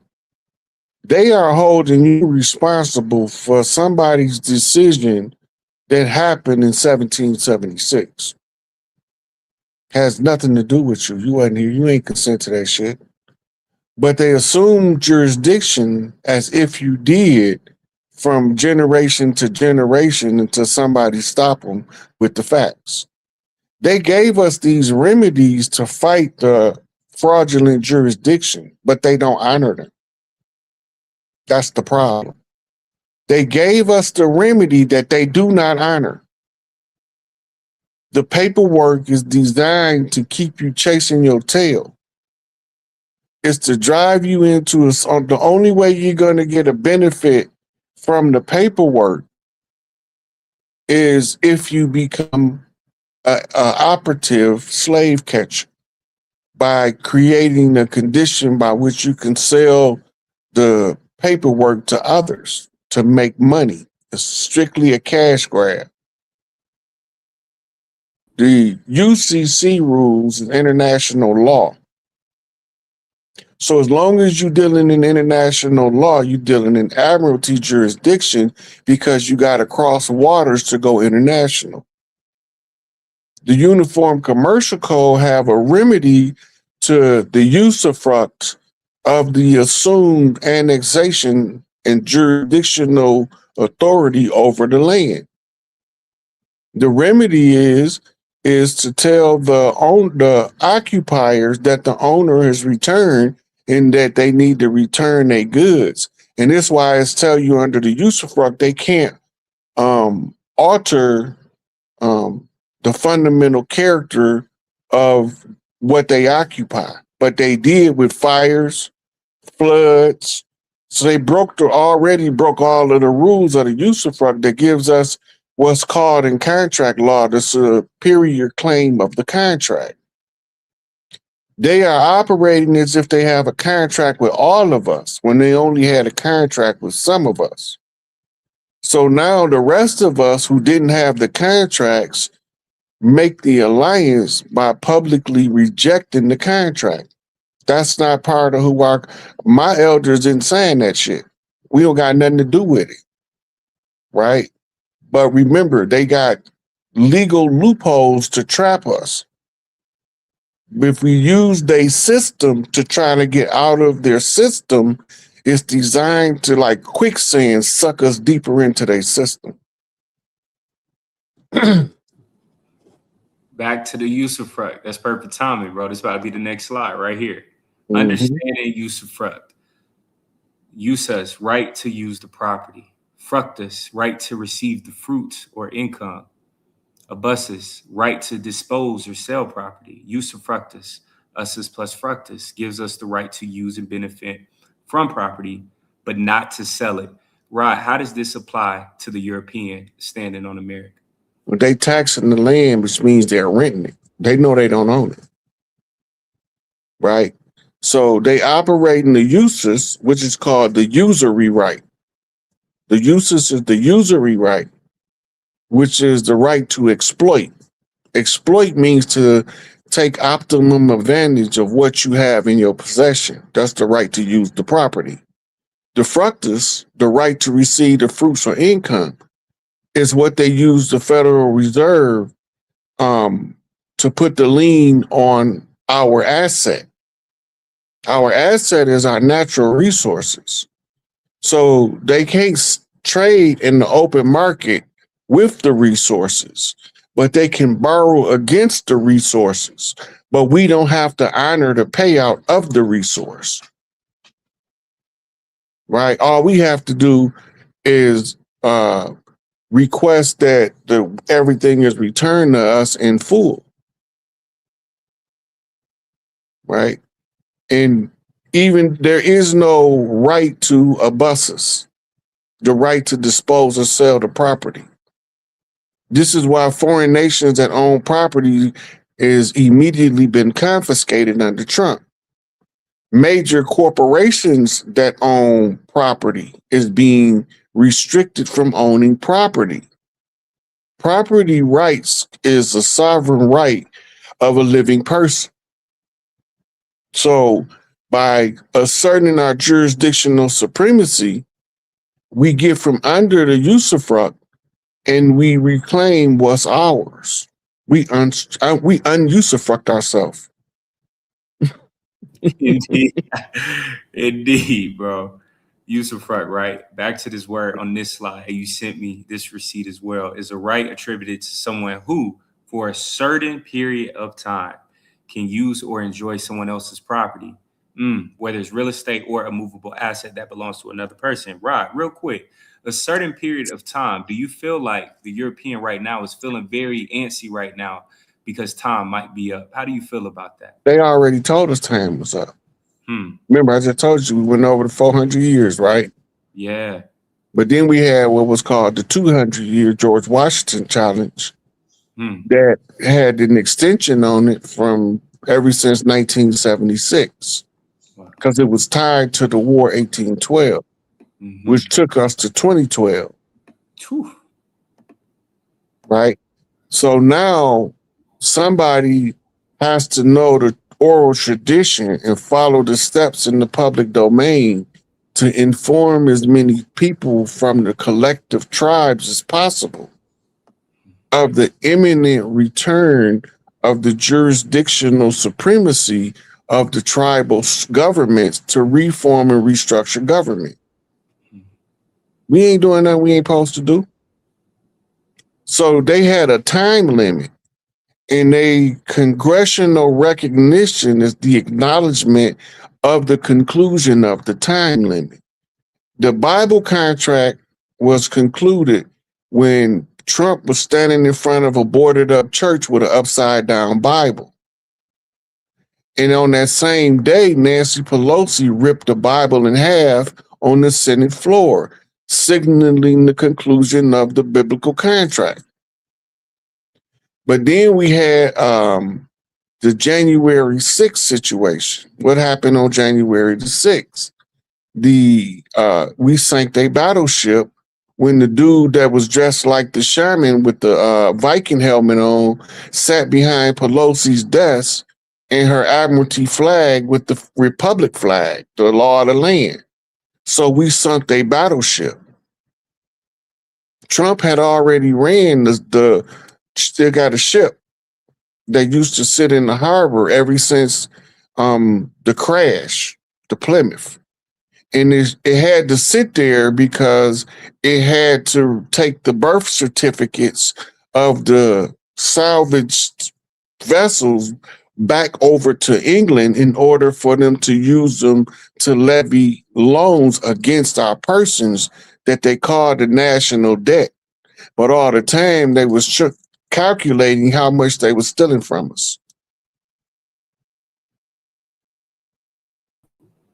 Wow. Right, bro. We about to hit this next receipt, but real quick too, reparations. You know, that's a topic that's been talked about heavily right now during this time. Mm-hmm. Do you think that that's something that's actually obtainable from this system during this standpoint right now? It's not even our wisest move. We would rather birthright than reparations. Because birthright give us everything back. Reparations give us a percentage compensation to what we lost. We don't want a percentage. We want the whole thing. Give me what's mine. I hear you. I hear you, brother. We got one right here on alliances, right? Mm-hmm. Got the top part is kind of cut off for me, but early written, I think that's it. Yeah, early writers typically describe three main sections or solutions for dealing with hostile tribes and chiefs: making alliances or treaties, co-opting or relocating them, and using harsh military punishment up to extermination or forced displacement. Did you see Alliances, that word, extermination? extermination. Yes, That means sir. kill the chief. Mm. You see where it say use harsh military punishment? Mm-hmm. Right? That means espionage and subversion. You see the word co-opting? Yeah. That means convert him over to your asset. Pay him off. Right? You see it say hostile tribes, and then it say go into forming alliances and treaties. Yeah. Right? So it's telling them to try to negotiate with the hostile tribes. Remember, most of the tribes refused to do business with this corporation. We was the hostile tribes that they talking about here. And they telling you that if they can't make a treaty with us, which is the alliances, see alliances and treaties, if they can't buy us off, which is co-opting us, right? Or relocating them, which is to force us to move somewhere else to take our stronghold off the land. And using harsh military punishment, subversion and infiltration, up to extermination. If we can't capture them and control them, we will murder them. Or forced displacement. That's a side of Shakur. Force them into exile by constantly harassing them. Right? So these is showing you their intentions and their operating methods for maintaining control of the land. Most of the chiefs that's supposed to be out helping do this work are all in the custody of the government and classified as criminals when we know all crime is commercial because they told us it's in their law.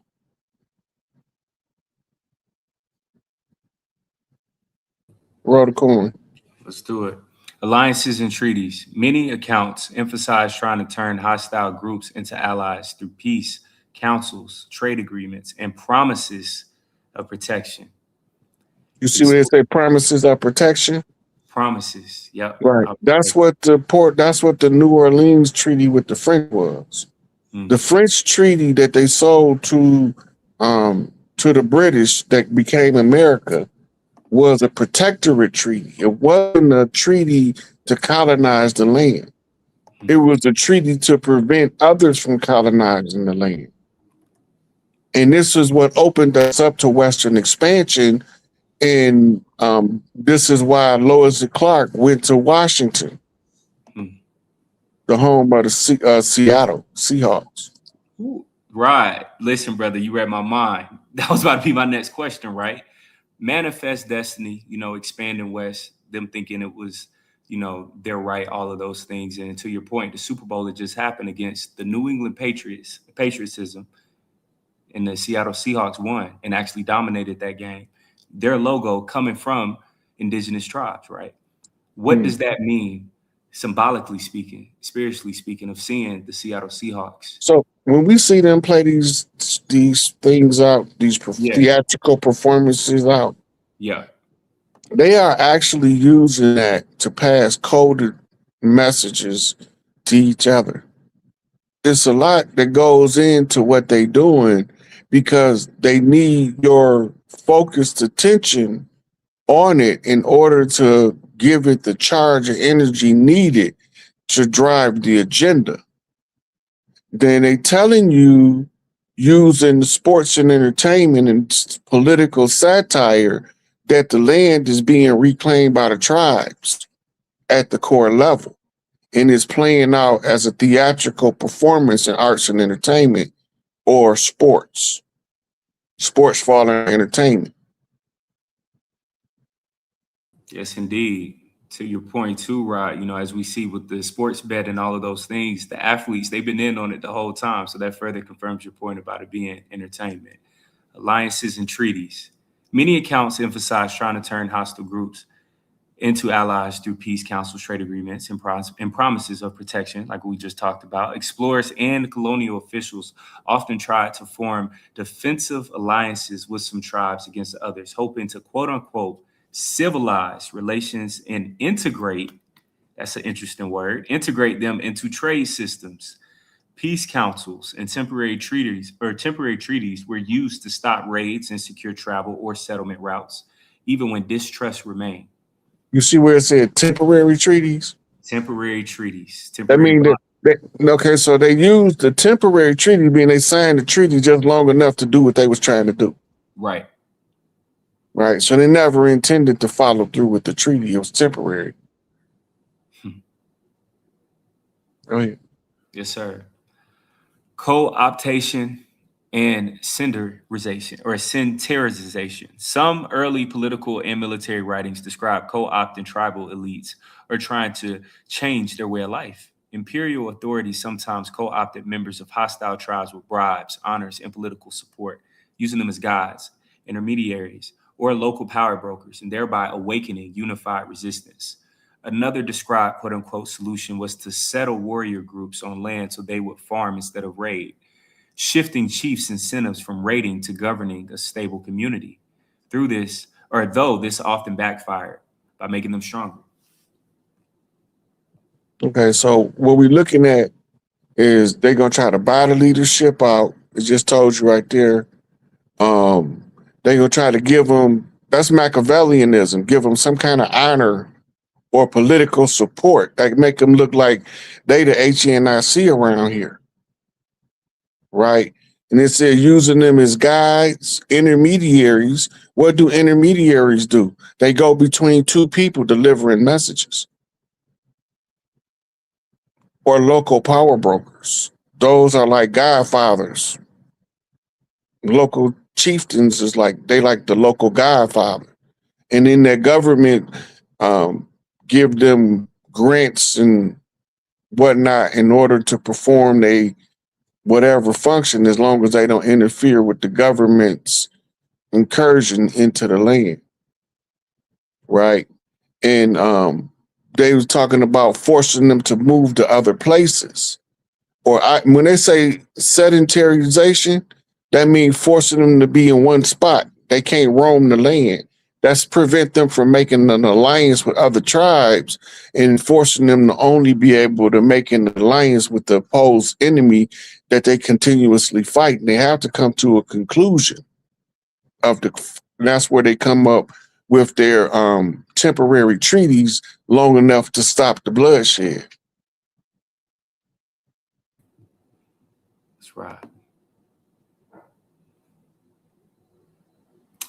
Early U.S. leaders did address Native nations that rejected treaties, but they rarely framed it as tribes who refused treaties in the abstract. Instead, they described specific confederacies or nations as refusing, rejecting, or not recognizing particular agreements, then tended to classify them as hostile or in a state of war. Washington and tribes rejecting treaties. In the early 1790s, leaders of what Americans call the quote unquote Northwest, where the Seattle Seahawks are, or the Western Confederacy, including Shawnee, Miami, Ottawa, Chippewa, and others, refused to accept U.S. claims based on earlier one-sided treaties and insisted the Ohio River remained the boundary. Washington's administration described these nations as hostile, responded with major military campaigns instead of acknowledging the right to reject those treaties. Washington's policy statements contrast quote unquote friendly Indians who accepted boundary and land cession agreements with those who quote unquote resisted or took up arms rather than accept U.S. treaty terms, effectively treating refusal as a casual or as a cause or justification for war. Not So recognized. it's telling you right there that when we refused and we resisted, even as much as picking up arms, they use that as their justification to wage war against us. Mm, Then you got to remember, we ain't the ones who wage war. right. We was just defending ourselves. Mm, And all creatures on God's green earth got the right to defend itself. yes, indeed. Not recognizing treaties. Founders and contemporaries sometimes acknowledge that certain nations simply did not recognize treaties negotiated by states or unauthorized groups. For example, Washington was apprehensive about the Creek Nation because it did not accept Georgia's land cession treaties from the 1780s and denied that of those agreements bound them at all. Later in the 19th, Okay, so right there, what they're telling you is that when one tribe made a treaty, that don't make the other tribes going to agree, right? In this situation, they're showing you that one tribe got a treaty and the other tribe not honoring it, right? That means that we wasn't all on the same page with the colonizers' position on the land, but we all had a different method based on our tribal custom of how we were supposed to handle foreigners. But when they came hostile, we were supposed to always let each other know that there's a hostile force. That's why Chief Sitting Bull had to take that public thrashing from Tupac Amaru because he didn't sound the alarm.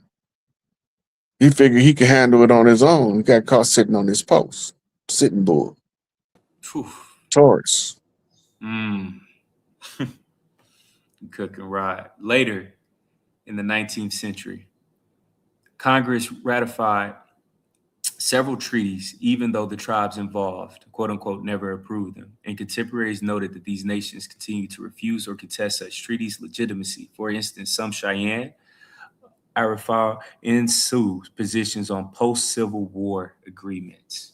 So here is telling you that Congress ratified a treaty that wasn't signed by the tribe that they was ratifying the treaty about. The treaty that they never signed it.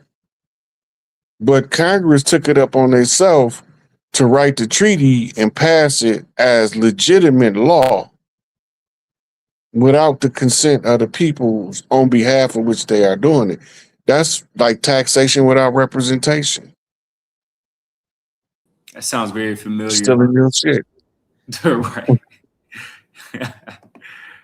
Now, Rod, this is very important, right? When we talk about expanding out west, right? So many people skip over this one major event, the Louisiana Purchase. Before I even read this slide, why is that event so important, Rod? Because that was the advent of the expansion west beyond the Appalachian Mountains. When the colonizers came over here, the 13 colonies was never supposed to expand beyond the Appalachian Mountains. They made their incursion in the Civil War into the South. They were all under some kind of arrangement from the Crown of England on how to administer trade rights. That's what it was about. Because when you go back to the original Virginia Company, the Northwest Trading Company, the British West Indies Company, all of them were companies. Them wasn't governments. And so when they all finally merged, became the United States Inc. Right?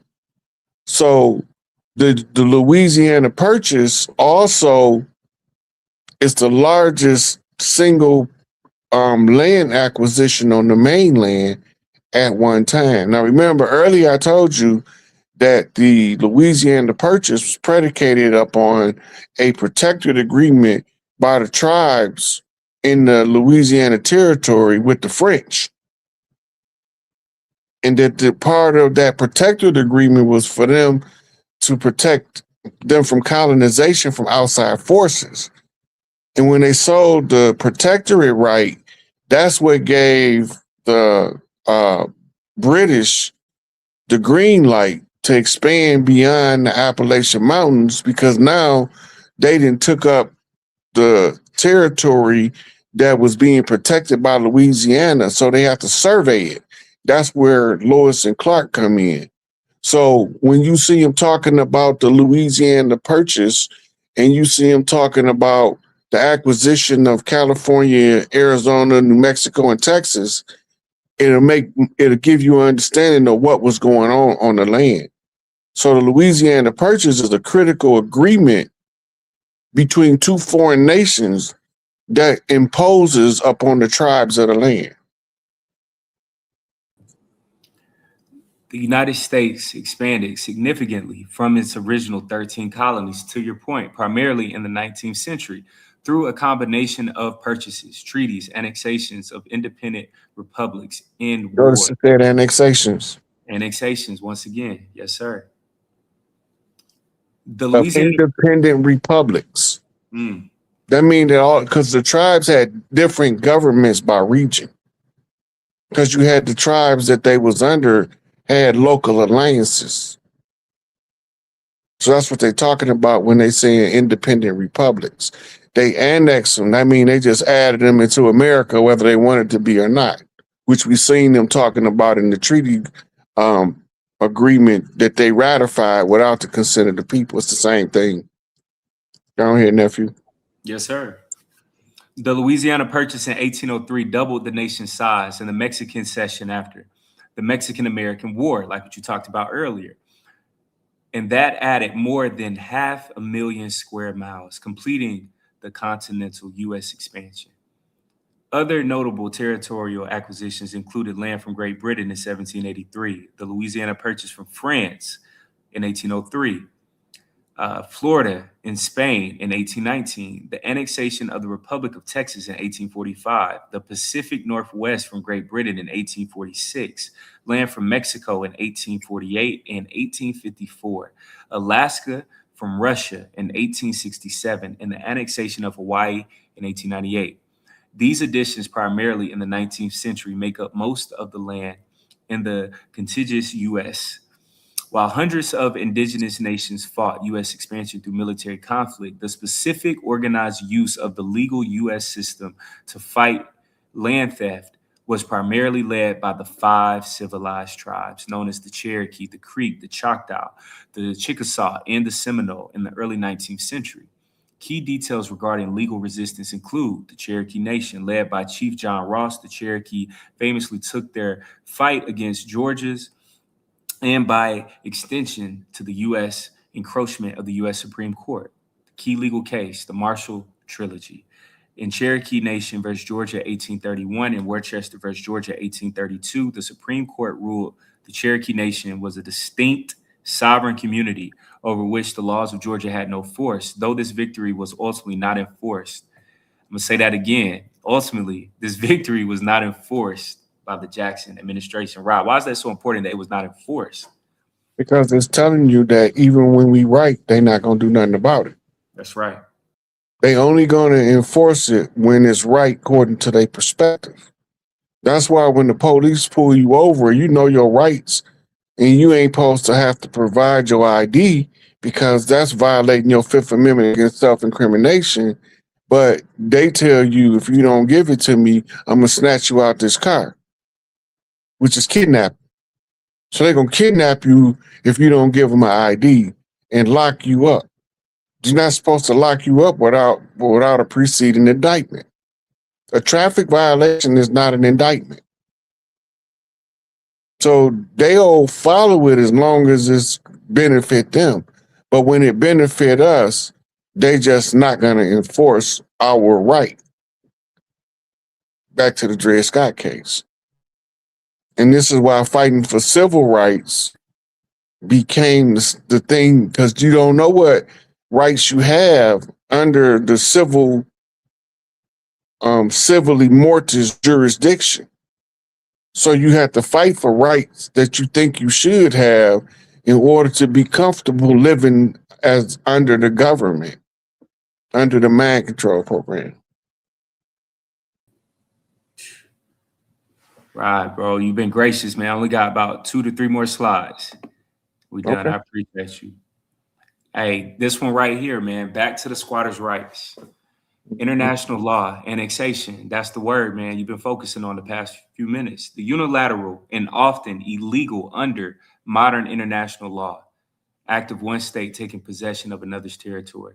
Types of property annexation, actual annexation, physically attaching personal property to the land. Constructive annexation, when personal property is deemed part of the real property without being physically attached, such as a custom fitted item that is considered part of the building. Mm-hmm. So they talking about like you got a movable stone barbecue pit and it's part of the house during the annexation. They claim it with it, right? That's the movable asset. The immovable asset is the house itself, right? In the squatters' rights was originally designed to expand the government's usage of the lands out west. When they was giving out land grants, this is what made them run tribes off the land. This go back to the migration we talked about earlier. When you look at the early migration from after Christopher Columbus, you see that all of the tribes began making a movement from the south, from the north to the south, and then they were going from west to east. Right? This is why in the Gullah War, the Gullah Wars that they call Seminole Wars, you could tell which side is telling the story by what they call it.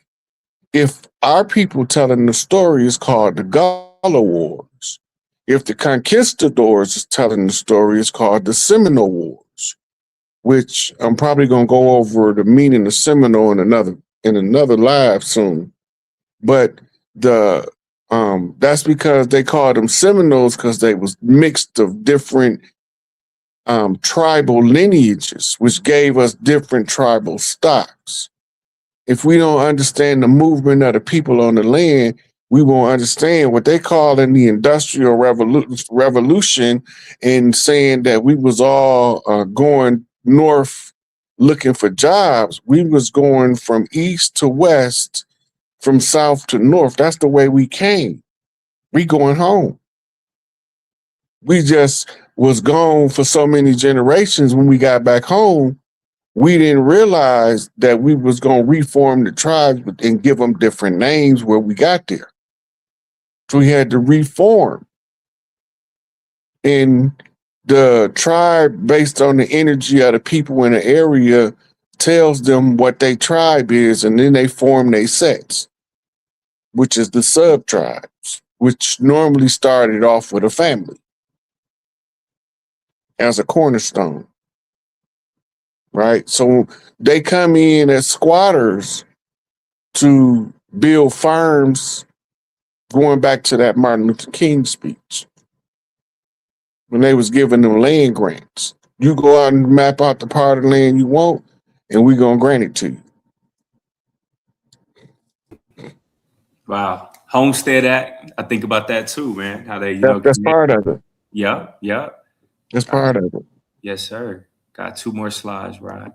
Got this one right here. Salvage. I like this one too. Salvage rights, like we talked about earlier. So, man, we about to cover this again for all the people, man, that's tuning in right here. This is a new slide. Larceny by trick is a form of theft where an offender uses deception or false statements to gain possession of personal property with the intent of permanently depriving the owner of it, but without ever gaining legal title, such as ownership to the property.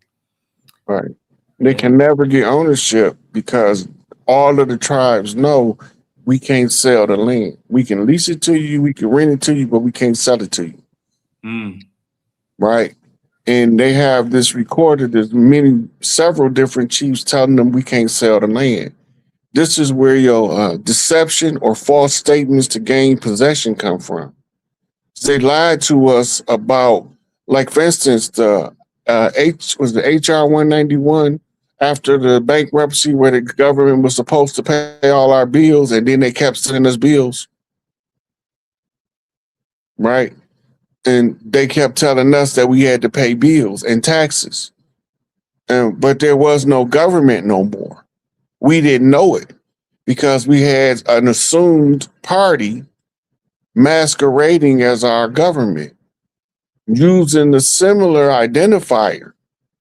The United States Inc. as a corporation was calling itself the United States or the United States of America, and the original Constitution is for the United States for America, because it's not supposed to govern the people, it's supposed to govern the government. And they turned it around and used it against us instead of using it to assist us. That's where the deception and false statements go in, and all of the promises they made in treaties that they never honored. So just cancel that shit. Man, key elements: obtaining possession, not title. The owner is tricked into voluntarily giving over physical possession of the property for a temporary specific purpose, but does not intend to transfer ownership. That right there is real critical, right? It say the owner is tricked into voluntarily. If it's not voluntary, if you trick, it's no longer voluntary if you was tricked, right? Over the physical possession of the property. We never gave them possession. They assumed the possession. They de facto, we de jure.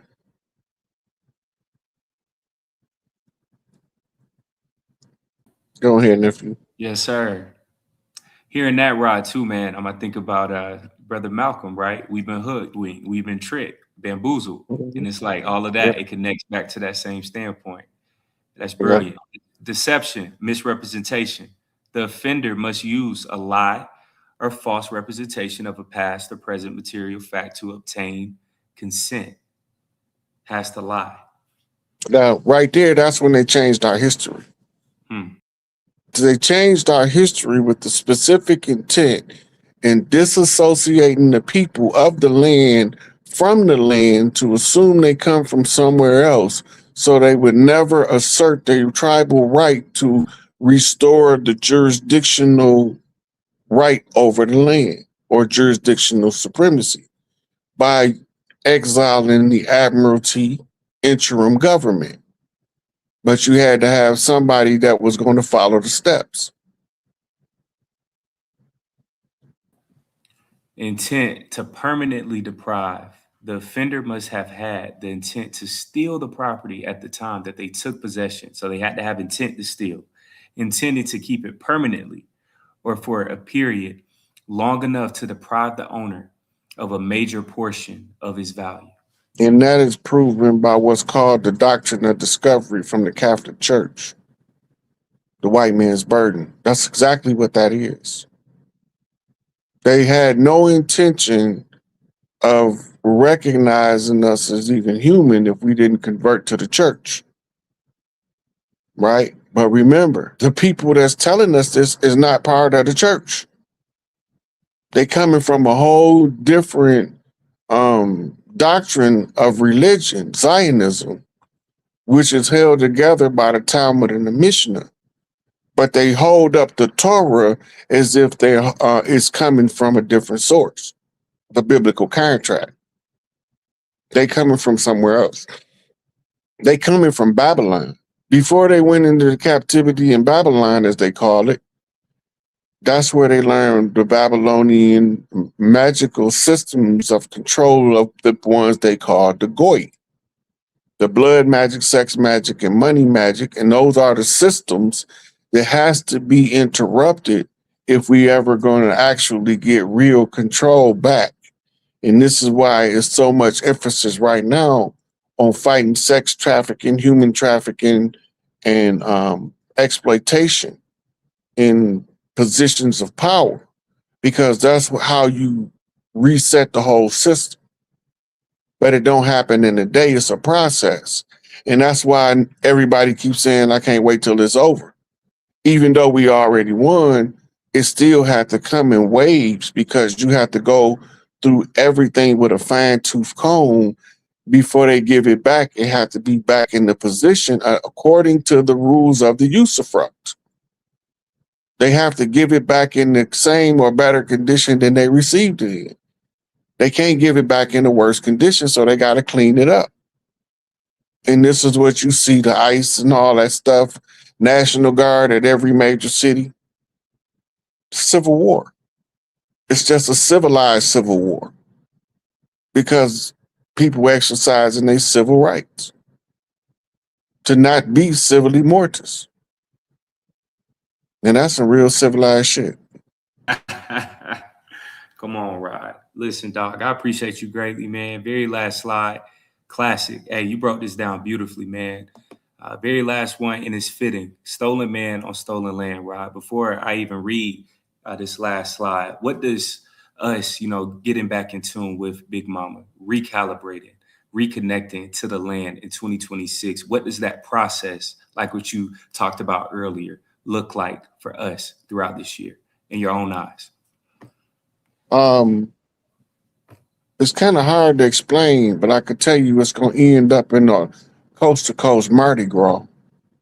We're going to be, as Maya Angelou said, we're going to be singing and swinging, getting married like Christmas, talking loud, eating fried chicken, collecting honey from bees and spitting out watermelon seeds. That's simple. I love it, brother. Examples and penalties. Examples. A contractor takes down payment for materials but never buys them and keeps the money. A person rents equipment, sells it instead of returning it. Okay, so this is the type of larceny. This is larceny by conversion right here. Right. So it's giving you an example of a type of larceny by trickery or deception.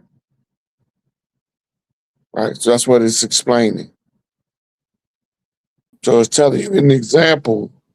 It gives you the example of somebody buying materials or getting the money to buy materials for a project, but then they go do something else with the money. Right. That's a form of larceny by trickery. And now it's finna go into the penalty phase. What do you do to people that steal? You got to give it back and you get arrested. And restitution. Penalties. Penalties are often based on the value of the property. In Michigan, for example, like what you said, converting property worth $20,000 or more, or having prior convictions, so if you're a repeat offender, can result in felony charges with up to 10 years in prison. This crime is distinct from embezzlement, though it shares similar characteristics, focusing specifically on the breach of trust and handling someone else's property. Mhm. So the only remedy, the only viable solution to the grievances being shown is for them to surrender the property back to the rightful owner. Give me back my stuff, right? Once they give it back to the rightful owner, they got to give it back in its proper working order, or else they have to spend whatever they have to fix it. They don't have nothing though. So they got to fix it before they give it back, because they don't have nothing to fix. Once they give it back, then the only people can pay to fix it is us. So they using their falling system to cash out the currency. They've been paid off the national debt. Yeah, right, brother. Listen, man, thank you, dog. This was a beautiful conversation. And you gave us 2 hours plus of your time. Great information, y'all. He gave me all these receipts days in advance, man. I've been reading over this, mind blown, bro, for the past 2 days. So hopefully, OG, man, this won't be our last time building. I know my screen has been acting weird, but man, I appreciate you, bro, for building with us, sharing time and space. So, man, before we even log off, I just want to tell you thank you. I salute you, brother, greatly. I appreciate it, man. I wanted to give somebody else a chance to talk about our history that's trying to get into the podcasting and relaying information. I was trying to just, give somebody that haven't been seen a fresh opportunity to be seen by some of the people in the tribe. We got some good people out there, Mm, and I figure I could throw alley oop. If I could throw it, I'm gonna throw it. let's do it. I Hey, don't, I don't have to be the one get the basket. I could come settle on. for it. I could settle for an assist. Come on now, Rod. Hey, brother. Any person, anyone, I'm here. Always, bro. You can always, send them here. It's an open platform. So I appreciate you, OG. This will not be our last time, but thank you greatly. I just want to tell you thank you. Ain't no problem, man. I appreciate you. Yes, sir. Always love, man. In the chat, y'all make sure, bro, to show the OG, Master Teacher Rod Hayes, some love, bro. Show him the support, acknowledgement, all those things, because that's what's needed. But Rod, thank you again. You be safe, brother. This was a classic, and it will not be the last. Much love, brother. All right, appreciate you. All right, family. Peace.